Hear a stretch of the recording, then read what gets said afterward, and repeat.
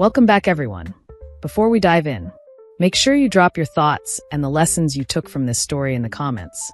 And don't forget to like and subscribe. Let's get into it. The crystal chandelier above cast geometric shadows across the polished marble floor, and I stood there holding a glass of champagne I had not touched, watching my husband laugh with people who barely remembered my name. The party was in full swing at his parents' estate on the outskirts of Charlotte, the kind of gathering where everyone wore their success like expensive jewelry and measured their worth in square footage and stock portfolios. I had worn a red dress tonight, thinking it might make me feel confident. Instead, I felt like a target.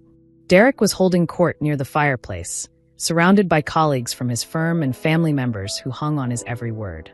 His sister Tanisha stood nearby in a green cocktail dress, her hand resting on her pregnant belly like a trophy. His brother Reggie leaned against the mantel, nodding along to whatever story Derek was spinning now. I had learned to stay on the edges of these gatherings. It was safer there in the margins where expectations could not quite reach me. "Ariel, come here."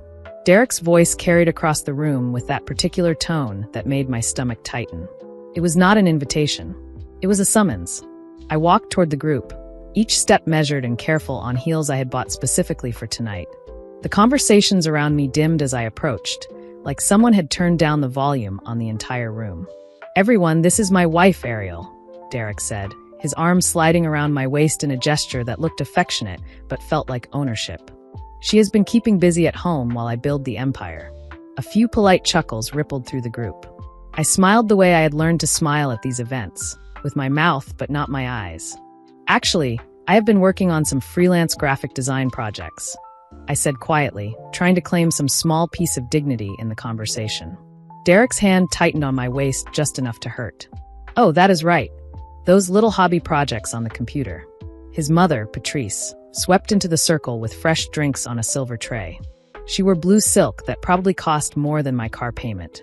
"Derek has always been our achiever," she said. "Even as a boy, he knew exactly what he wanted and how to get it. Unlike some people who cannot seem to figure out their purpose," Tanisha added, her smile sharp as broken glass.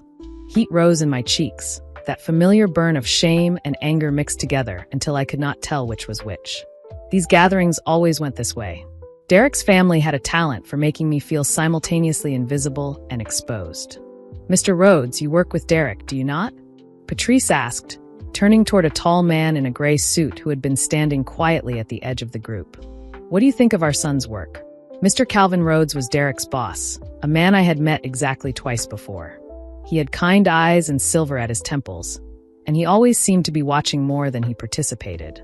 "Derek is certainly ambitious," he said carefully, his tone neutral in a way that could mean anything. "Ambitious and successful," Derek corrected, his chest puffing out slightly, "which is more than I can say for everyone in this family." His eyes landed on me as he said it, and I felt the weight of that look like a physical blow. Reggie laughed, the sound too loud in the sudden quiet. "Come on, man. That is harsh." "Is it?" Derek's voice took on that edge he got when he had too much to drink and too much attention. "I think we all know who the real contributors are in this family. Who is building wealth, creating opportunities, making something of themselves, and who is just coasting along." The silence that followed was suffocating. I could feel everyone's eyes on me. Some pitying, some curious, some openly entertained by my discomfort.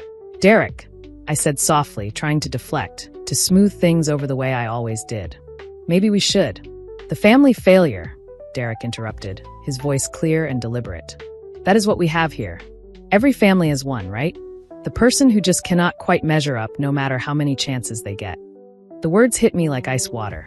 Not because they were true, but because he had said them out loud in front of everyone. The man I had married 6 years ago, the man who had promised to love and cherish me, had just reduced me to nothing in front of his entire family and his colleagues. I waited for someone to defend me, his mother, his siblings, anyone. But they just stood there, some looking uncomfortable, others nodding slightly as if Derek had simply stated an obvious fact. Mr. Rhodes's expression shifted, something flickering across his face I could not quite read. He looked at Derek, then at me, and a small smile touched his lips. Not cruel, not mocking. Something else entirely, something that looked almost like recognition. "Interesting," he said quietly, swirling the whiskey in his glass. "Very interesting indeed." No one else seemed to hear him. The conversation was already moving on. Derek launching into a story about a deal he had closed, his arms still around me like I was part of the furniture. But I heard those words. I felt that smile. And something inside me, something I had kept silent and small for years, finally woke up. I stayed there another 10 minutes, playing my part, smiling when expected, nodding at appropriate moments. But inside, everything had changed. The humiliation had burned through something essential, and what was left behind was not sadness. It was clarity. When I finally excused myself to go to the bathroom, no one noticed. I walked through the crowd of well-dressed people, past the catering staff and ice sculptures, up the curved staircase to the second floor. In the powder room with its gold fixtures and imported tile, I stared at myself in the mirror. My face looked the same, but I knew with absolute certainty that everything else was about to change. The family failure. He had said it like it was my identity, my defining characteristic, like I was something broken that reflected poorly on him. I thought about the graphic design portfolio I had been building in secret, the clients who kept asking for more work, the dreams I had put away because Derek said they were impractical. I thought about every small cut, every casual cruelty, every moment I had made myself smaller so he could feel bigger. And I decided, right there in that expensive bathroom at that terrible party, that I was done shrinking. When I came back downstairs, the party was still going. Derek was still the center of attention, and I was still invisible to everyone who mattered to him. But I saw everything now. I saw the way his hand lingered on Kiara's arm when she brought him a drink. Kiara worked at his firm, a paralegal with blonde-tipped curls and ambition that matched Derek's own. I saw the way they looked at each other when they thought no one was watching. I saw Mr. Rhodes watching them too, his expression thoughtful. I saw Derek's family so proud of their golden boy, so blind to the reality of who he actually was. And I saw my future suddenly and completely. A future where I did not stand on the edges of other people's parties, hoping to be included. A future where my worth was not determined by someone who had forgotten how to value me, if he ever had. The party ended around midnight.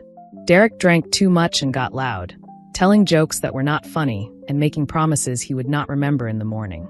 I drove us home in silence, his head leaning against the window, half asleep and completely oblivious. "You embarrassed me tonight," he mumbled as we pulled into our driveway. I did not respond. There was nothing to say. Not to him. Not anymore. Inside our house, Derek stumbled to the bedroom and passed out across the bed, still wearing his suit. I stood in the doorway watching him, this man I had loved, this person I had tried so hard to please. The family failure. I went to my office, the small room Derek called Ariel's craft space, with barely concealed contempt. I opened my laptop and looked at my design portfolio. Really looked at it for the first time in months. The work was good, better than good. I had talent. I had vision. I had something valuable to offer the world. What I no longer had was the willingness to pretend otherwise. I pulled out my phone and started making a list. Things I needed to do. Steps I needed to take. The beginning of the end, or maybe the end of the beginning. Either way, it was time to stop being what everyone else wanted me to be and start becoming who I actually was. I did not sleep that night. Instead, I sat in my office with the door closed. The blue glow of my laptop screened the only light in the room. Derek's snoring drifted down the hallway, a sound that used to comfort me, but now felt like background noise in a life that no longer belonged to him. Around 3 a.m, I opened our shared credit card statements. Not because I was looking for proof of what I already suspected, but because I needed to understand the full scope of what my marriage had become. I had stopped checking months ago because Derek always said he handled the finances better than I did. Another small cut. Another way he had convinced me I was not capable. The statements told a story I recognized but had refused to read. Restaurants I had never been to. Hotels in the city on nights he claimed to be working late. Jewelry purchases that had never resulted in gifts for me. Flowers sent to an address I did not recognize. 6 months of evidence, maybe longer. A pattern so clear I wondered how I had missed it. Then I remembered. I had been trained not to look. My hands were steady as I took screenshots of everything. That surprised me. I thought I would be crying or shaking or falling apart, but instead I felt like I was finally thinking clearly for the first time in years. I pulled up Derek's laptop next. He had left it on the kitchen counter, unlocked like always. He had never worried about me seeing anything because he had spent years convincing me I was too simple to understand his complex world of business and ambition. His email was a gallery of lies. Messages to Kiera that started professional and devolved into something else entirely. Plans made around my schedule. Complaints about me, about our marriage, about how I held him back from his full potential. She does not understand what it takes to be successful, he had written just last week. Sometimes I feel like I am dragging dead weight. I read that line 3 times, letting it sink in. Dead weight. That was what I was to him. Not a partner. Not a person with her own dreams and value. Just something heavy he had to carry, because divorce looked bad for his image. There were messages to his brother Reggie too, joking about me, mocking the things I cared about, making fun of my attempts to build a freelance career. She is playing on the computer again, one message said, like a kid with a coloring book. The cruelty was almost boring in its predictability. Of course he mocked me behind my back. Of course he shared his contempt with everyone around him. The public humiliation at the party was just him getting comfortable enough to say out loud what he had been saying in private for months. But it was the messages to his mother that cut deepest. I know you never thought Ariel was good enough for me, he had written 6 weeks ago. You were right, but leaving her now would hurt my reputation at the firm. Rhodes is old-fashioned about marriage. I will wait until I make partner, then handle the situation. Handle the situation. That was what I was. A situation to be managed and eventually discarded when the timing was better for his career. I took screenshots of everything. Every cruel message, every lie, every piece of evidence that the man I had married was someone I had never really known at all. The sun was starting to come up when I finally closed the laptop. My coffee had gone cold hours ago. My neck ached from hunching over the desk, but I had what I needed. Not just proof of the affair, but documentation of the systematic emotional cruelty that had characterized our entire marriage. I heard Derek stirring in the bedroom, groaning as the hangover hit him. Part of me wanted to walk in there and throw all of it in his face, to watch him scramble and make excuses, to see if there was even a flicker of remorse somewhere under all that arrogance. But I did not. Confrontation would give him time to hide assets, to spin the narrative, to turn his family and friends against me before I had a chance to protect myself. Instead, I opened my own laptop and started searching for divorce attorneys in Charlotte. I needed someone tough, someone who would not be charmed by Derek's smile or impressed by his job title. Someone who would see through the performance to the person underneath. It took me an hour to find the right name, Lauren Price.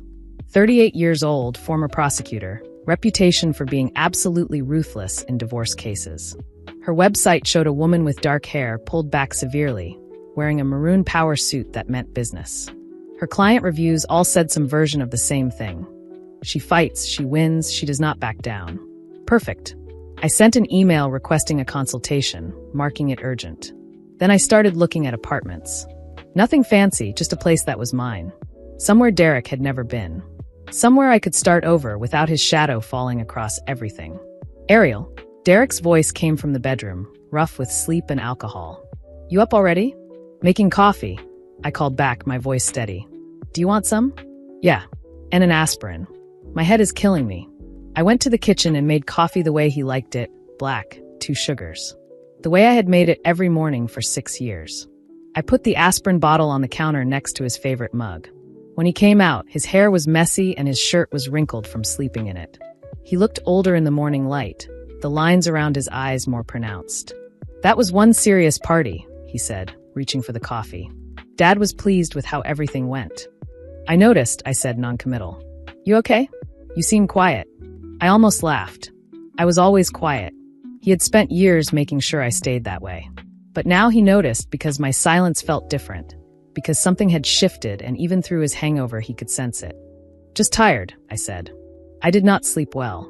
You should go back to bed. I need to head into the office for a few hours. Big week coming up. It was Sunday morning, and he was going to the office to see Kiera, probably, to continue the life he built on lies while I sat at home being the convenient wife who did not ask questions. Okay, I said. I will probably work on some design projects. He snorted, just like he always did. Your little hobby. Well, it keeps you busy, I guess. He finished his coffee and went to shower. I heard the water running and knew I had maybe 20 minutes before he left. I went back to my office and sent 3 emails. One to my best friend from college, Jasmine, who I had lost touch with because Derek said she was a bad influence. One to my sister Maya in Atlanta, explaining that I needed to talk. One to myself with all the screenshots attached, just in case something happened to my laptop. By the time Derek left for the office, I had a plan. Not a complete plan, but the beginning of one. And for the first time in longer than I could remember, I felt like I was in control of my own life. On Tuesday morning, rain tapped steadily against the windows as I rode the elevator up to Lauren Price's office in a downtown high-rise. I had dressed carefully in a navy pants suit and cream blouse, low heels, hair smooth, makeup subtle. Professional. Put together. Someone to be taken seriously. The reception area was sleek and minimal. A young man at the front desk looked up when I entered. "Ariel Bennett?" he asked. "Yes. Ms. Price is ready for you. Third door on the left." Lauren's office was exactly what I expected. Clean lines, organized stacks of files, diplomas covering one wall. She stood when I entered and extended a hand. She was shorter than I had imagined, but there was nothing small about her presence. "Please sit," she said, gesturing to the chairs across from her desk. "I reviewed the information you sent in your initial email. Before we go further, I need to ask you something important. Are you absolutely certain you want to pursue divorce?" "Yes," I said. No hesitation. No doubt. Good. Because once we start this process, there is no going back. Your husband will be served with papers and the marriage will effectively be over. If you have any thoughts about reconciliation, we should discuss that now. "There is nothing to reconcile," I said. "He is having an affair with a woman from his office. He has been emotionally abusive for years, and he publicly humiliated me in front of his family and colleagues 3 days ago." Lauren nodded, making notes on a legal pad. "The affair gives U.S. grounds, but emotional abuse is harder to prove. What documentation do you have?" I pulled out my phone and showed her the screenshots. Every message, every credit card statement, every piece of evidence I had collected Sunday morning. She scrolled through them methodically, her expression never changing. "This is excellent documentation," she said finally. "Better than most clients come in with. You have proof of adultery, financial deception, and a pattern of cruelty. That is going to help us significantly. What happens next?" I asked. "We file for divorce. We will request temporary support if you need it, though based on what you told me, you have your own income. We will ask for a fair division of marital assets, and we will make sure the terms protect you going forward." "I do not want anything I did not earn," I said. "I just want out cleanly. Quickly." Lauren leaned back in her chair, studying me. "You are angrier than you think you are. That is not a criticism. It is an observation. And that anger is going to serve you well in this process. But do not let it make you walk away from what you are entitled to. You have been married 6 years. You supported his career. You are entitled to a portion of what was built during that time." I had not thought of it that way. In my mind, I had been the failure, the dead weight. But she was right. I had cooked his meals, attended his work functions, managed the house, made his life easier so he could focus on climbing the corporate ladder. That had value, even if Derek never acknowledged it. I signed the retainer agreement. Lauren told me to open a new bank account, route my freelance income there, document everything, and stay quiet. No warnings. No confrontations. "The element of surprise is powerful," she said. "Let him think everything is normal until it is not." That afternoon, I drove to a modest apartment complex called Riverside Heights on the other side of Charlotte. The available unit was small, just a one-bedroom on the 3rd floor, but it had big windows and a tiny balcony overlooking a courtyard. The landlord, a middle-aged woman named Yolanda Coleman, walked me through the space. "It is not much," Yolanda said, "but it is quiet, and the neighbors keep to themselves." "It is perfect," I said. And I meant it. This place had never known Derek. His opinions and his cruelty had never touched these walls. I signed the lease and paid the deposit on the spot. Over the next few days, I packed my life into boxes whenever Derek was not around. Not everything, just what mattered. My clothes, my laptop and design equipment, photo albums from before I had met him, my grandmother's quilt, my books. I stored the boxes in Maya's garage in Atlanta, driving them down on the pretense of a weekend visit. At the same time, I threw myself into my freelance work. I updated my portfolio website, reached out to potential clients, and to my surprise, inquiries started coming in. A marketing firm run by a woman named Nicole Freeman asked to meet with me about a full branding project for a new line of sustainable home products. We did the video call on a Friday morning. Nicole, with her short natural curls and glasses, smiled as she clicked through my work. "You have a very clean, modern style with warmth," she said. "We would like to move forward with you." I will send a contract this afternoon. The fee she quoted could cover several months of rent. After the call, I sat in my kitchen with shaking hands, realizing that the thing Derek called a hobby had just become my lifeline. The following Monday, Mr. Rhodes called me. I almost did not answer because I assumed it was about Derek, but curiosity won. "Ms. Bennett," he said, "I hope you do not mind me reaching out. I have a business proposition for you." I straightened in my chair. "What kind of proposition?" "Our company is expanding our marketing department. We need a creative director, someone who can lead brand development and manage a team of designers. Your name was recommended to me by Nicole Freeman. I reviewed your work. I am impressed." My heart pounded. "I should mention that my divorce from Derek is in progress," I said carefully. "I am aware," Mr. Rhodes said. "I have watched Derek for several years now. He is ambitious and talented in some ways, but he lacks integrity. What he said to you at that party was unacceptable. The way he has conducted himself in his personal life reflects poorly on his judgment. I do not believe those flaws are separate from his professional conduct." "When would you need an answer?" I asked. "Take a week," he said. "We can schedule a formal interview, but I will be frank, I have already made my decision. The position is yours if you want it." I talked it over with Lauren, with Jasmine, with Maya. Every conversation ended in the same place. This was an opportunity one had earned.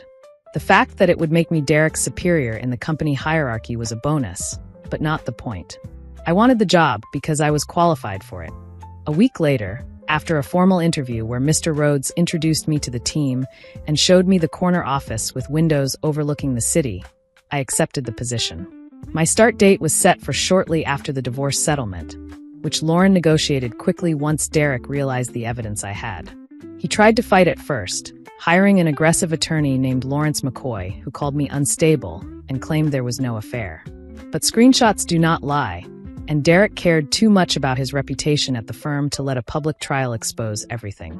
We reached a settlement, a fair division of assets, no spousal support on either side, a clean break. The day I moved into Riverside Heights, the apartment was full of boxes but empty of Derek's presence. I had bought inexpensive furniture, none of it matching, all of it mine. I set up my desk by the window, hung my grandmother's quilt over the back of the couch, and ordered pizza. My phone buzzed nonstop with angry texts from Derek and his family. I blocked every number except his, saving his messages for Lauren's files. When I started as creative director, I walked into the firm with my head high. The marketing team had left a welcome basket and handwritten notes on my desk. Mr. Rhodes gave me the Morrison account, the firm's biggest client, as my first major responsibility. "I know it is a lot to start with," he said, "but I have confidence in you." I did not see Derek that first day, but I knew he knew I was there. The next few months were a blur of work. I led my team through brainstorming sessions, late nights, and tight deadlines. The Morrison campaign launched to rave reviews. Revenue from our department increased significantly. Nicole became a mentor, dropping by my office regularly to talk strategy and career planning. Jasmine visited from out of town and helped me take new professional headshots. Maya called every week to check on me. My circle, once so small and controlled by Derek, expanded with people who actually wanted the best for me. The divorce became final on a humid evening in Lauren's office. I signed the last document and felt something inside me loosen. "How do you feel?" she asked. "Like I can breathe again," I said. And it was true. 3 months later, the Morrison executives extended their contract and recommended me to other companies. My freelance inquiries multiplied. Mr. Rhodes asked if I had ever considered starting my own agency. Nicole said the same thing a week later. The idea terrified me. It thrilled me. I ran numbers late into the night at my small kitchen table, made lists of potential clients, and talked to my sister about business plans. Finally, I decided to do it. I gave the firm several months' notice. Mr. Rhodes was disappointed but supportive. "We will keep you on as a consultant," he said. "We will be your first big client." Nicole promised to move her company's creative work to my new agency as soon as I launched. I signed a lease on a modest office suite with high ceilings and plenty of light. I named the agency Bennett Creative Solutions, partly because the name had recognition now, partly because I wanted to reclaim it. The family failure's last name would sit on the door of an agency clients sought out. I hired my first employees, 2 talented junior designers, Keisha and Darnell, both of whom had been overlooked in previous jobs. We worked long hours out of that small space, piecing together projects for Morrison, Nicole's company, and a few local businesses. While my agency grew, Derek's career shrank. Word reached me through the professional grapevine that he had been investigated by the firm's ethics committee for accepting inappropriate gifts and misrepresenting deals. Mr. Rhodes called one afternoon to ask if Lauren could share certain messages from our divorce case that showed patterns in Derek's behavior. I told him yes. The committee eventually suspended Derek without pay and demoted him. A few months later, the firm let him go after he falsified client reports to make his numbers look better. I found out through a general announcement from the Human Resources Department to contractors and partners. By then, I was too busy to dwell on it. My agency had 5 employees, a growing portfolio, and a reputation for clean, strategic design. We won a regional contract that gave us enough stability to upgrade to a larger office. On the day we signed that contract, my team surprised me with cake and sparkling cider. Derek showed up at my office once, months after his termination. He looked thinner, older, exhausted. "I lost everything," he said in the small conference room where I reluctantly agreed to give him 5 minutes. "My job, my reputation, even Kiera." She left. "I am sorry for what I did to you." I believed he was sorry. I also knew that his remorse did not obligate me to anything. "I accept your apology," I said. "But I do not forgive you, and I do not want you in my life. Please do not come here again." When he later became unstable and started blaming me for his downfall, I filed for a restraining order on Lauren's advice. He violated it once with a drunken phone call. I reported it. The police and his family intervened. He was ordered into treatment and probation. I focused on my work. A year and 3 months after that party, my agency was nominated for Creative Firm of the Year at a regional business awards ceremony. I wore a red dress again, not to feel brave, but because I wanted to. My team sat with me at a round table near the front, buzzing with nervous energy. When they called Bennett Creative Solutions, the applause felt like a wave. I walked to the stage with my heart pounding, took the glass award, and faced the crowd. "A year ago, I was terrified to start this business," I said into the microphone. I had spent a long time being told I was not capable of success. Tonight, this award is proof that those voices were wrong. More importantly, it is proof that the only person who can define your worth is you. After the ceremony, we mingled with other entrepreneurs and executives. People I had admired from a distance now sought me out. "You are the story everyone is talking about," one agency owner said. "The designer who left a bad marriage and built an award-winning firm. It is inspiring." Later that year, at a larger industry gala in another historic building downtown, I saw Derek again for the first time since the restraining order expired. He stood near the registration table in an ill-fitting suit, looking smaller than I remembered. Our eyes met. For a moment, I considered turning away. Instead, I stayed where I was. He approached slowly. "Ariel," he said, "you look incredible." "I am surprised to see you here," I replied calmly. "A colleague had an extra ticket. My therapist said it would be good for me to rebuild my professional network." He gave a short, humorless laugh. "Everyone here already knows who you are.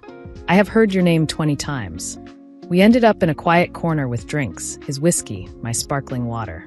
He told me he was working as an insurance adjuster now, going to therapy, staying sober. "I told myself for a long time that you destroyed my life by leaving," he said.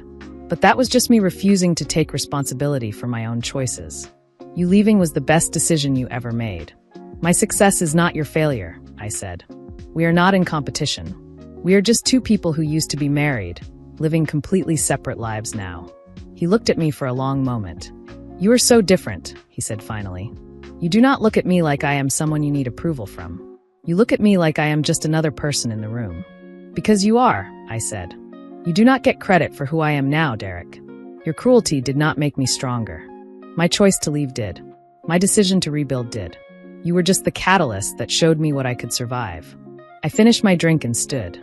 "I hope your therapy helps," I said. "I hope you build a life you are proud of. But this is goodbye. For real." I walked away from him without looking back. The rest of the night belonged to my clients and colleagues, to laughter and ideas and future projects. At one point, Nicole pulled me on stage when her company won an award and credited my agency for their brand. The applause that followed washed over me, and Derek's presence in the room faded into irrelevance. That year, a national brand approached me about becoming their chief creative officer. The salary was enormous, the role prestigious. For 3 days, I weighed the offer against what I had already built. In the end, I turned it down. I am not interested in climbing someone else's ladder anymore, I told my team. I am interested in building our own. They cheered, not because they feared losing me, but because they believed in the vision we shared. 2 years to the day after Derek called me the family failure, I hosted a dinner party in my new, larger apartment. Jasmine flew in from Seattle, where she had taken a better job. Maya drove up from Atlanta. Nicole arrived with her partner. Mr. Rhodes and his wife came bearing wine. My designers filled the space with laughter. We ate, told stories, and toasted to risks that paid off. Mr. Rhodes raised his glass at one point and said, "To Ariel, who proved that success is not about proving others wrong. It is about proving yourself right." That night, after everyone left and the dishes were stacked in the sink, I stood at my window looking out over the city that had witnessed both my breaking and my rebuilding. My phone buzzed with an email from a business magazine requesting an interview for a feature on women entrepreneurs who built thriving companies after divorce. I agreed, not because I needed more attention, but because I knew there was another woman somewhere standing in a crowded room, feeling small while someone who claimed to love her cut her down. Maybe my story would reach her. Maybe she would see that there was a way out, a way forward, a way to turn the label of failure into fuel. Derek's last text, sent through a number I blocked as soon as I saw it, said, "Saw the article about your award. You deserved it." I deleted it without responding. His opinion, whether cruel or kind, no longer mattered. I went to bed that night with the quiet certainty that had taken me years to find. The real victory was not the awards or contracts or office space. It was the knowledge, deep and unshakable, that my worth had never depended on Derek or his family or anyone else who had failed to see it. The woman he called the family failure was gone. In her place stood a woman who knew her own value, who had built a life and a company on her own terms, who no longer needed anyone's permission to take up space. And she was just getting started.